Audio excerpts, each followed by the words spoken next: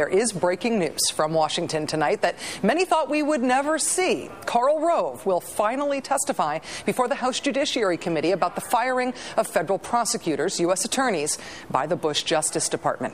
The question at hand is whether the Bush Justice Department tried to pervert federal law enforcement to serve partisan political purposes.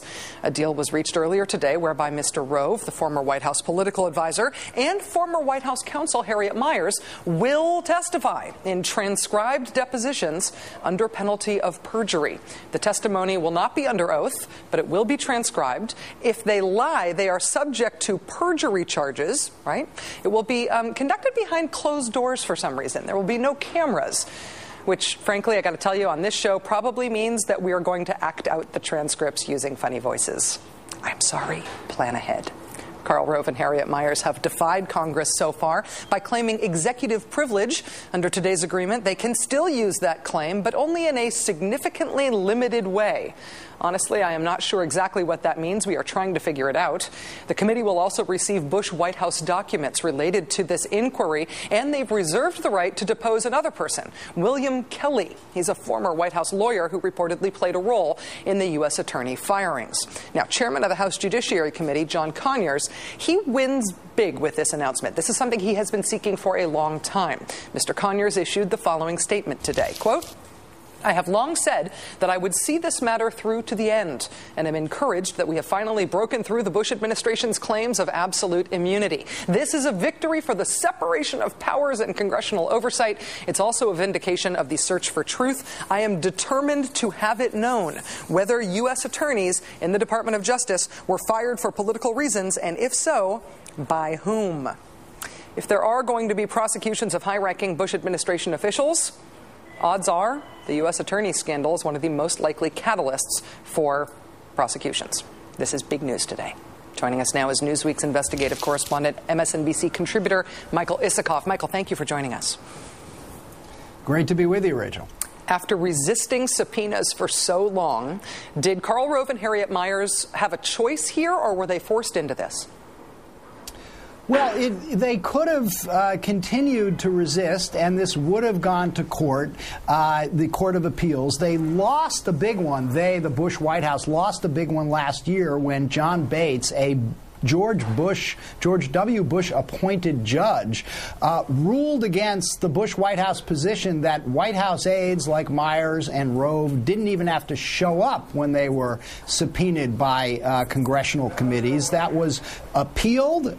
We were facing a deadline in that Court of Appeals case. The Obama Justice Department, if this deal wasn't reached, would have had to make a filing tonight. Taking a stand on where they stood on executive privilege. And this put the Obama White House in a very uncomfortable position.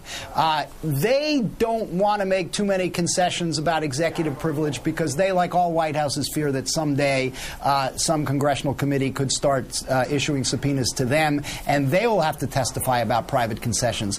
On the other hand, the last thing they wanted to do was to go into court defending Harriet Miers, Karl Rove, and the Bush White House on the U.S. attorney scandal. So Greg Craig, the White House counsel, pushed very hard to get this agreement done by tonight. Well, if concerns about executive privilege, which, as you point out, all presidents have concerns about these things, sort of regardless about their politics, because it affects the room they have to maneuver, I guess, in the executive. Right. Could this agreement on executive privilege with Miers and Rove spill over into any other investigations? Is this any sort of template for how that issue will be handled more broadly? Well, the subject of these depositions are going to be the U.S. attorney scandal and the Justice Department. That's what this investigation about. That's what this is all about. But there are all sorts of tentacles and spillovers to the U.S. attorney scandal where this could lead to. I mean, look, this goes at its heart to the question of Karl Rove and what role he played at the Justice Department. We know that the first mention that we have so far of firing U.S. attorneys comes after the 2004 elections, when Karl Rove goes to Harriet Miers' office and asks the question, and we know this from internal emails that have been made public, are we going to be firing all of the U.S. attorneys or just some of them? And that leads to back and forth, continued discussions between the White House and the Justice Department about which U.S. attorneys to fire. So Rove, in effect, was the catalyst for the firing of U.S. attorneys. He then comes back into the picture almost 2 years later in 2006, in the fall of 2006, when we know from the Justice Department's report last year, the Inspector General's report, New Mexico Republican operatives complained to Rove that David Iglesias, the U.S. attorney in New Mexico, wasn't moving fast enough on voter fraud prosecutions that Republicans in New Mexico wanted to help them, to give them electoral advantage. And also Pete Domenici, the U.S. senator, Republican senator from New Mexico, was complaining that Iglesias wasn't bringing a key indictment of corruption indictment of Democrats before the 2006 elections.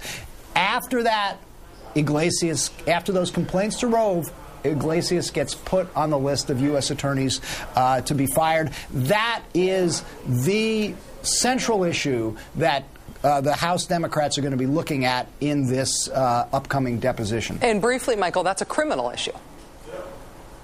There is also a criminal investigation going on into that very issue, the firing of David Iglesias, who is the one that is that is the sort of most problematic. Some of the other U.S. attorneys' firings that congressional Democrats made a big deal of 2 years ago didn't really go to the question of partisan political considerations. At least evidence to support that never turned up. But in the case of at least one, in Iglesias, it did. And I should point out that even more than Rove's testimony, what is important is 5 boxes of documents that have been sitting in Gregory Craig's office, left over from the Bush White House, internal White House emails, internal White House memos relating to the firings of these U.S. attorneys.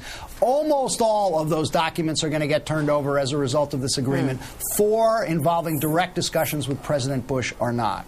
And we're out of time here, but we know that Rove and Miers aren't going to testify right away, right? They're going to go through those documents first, and the testimony is going to happen in a couple of months, probably?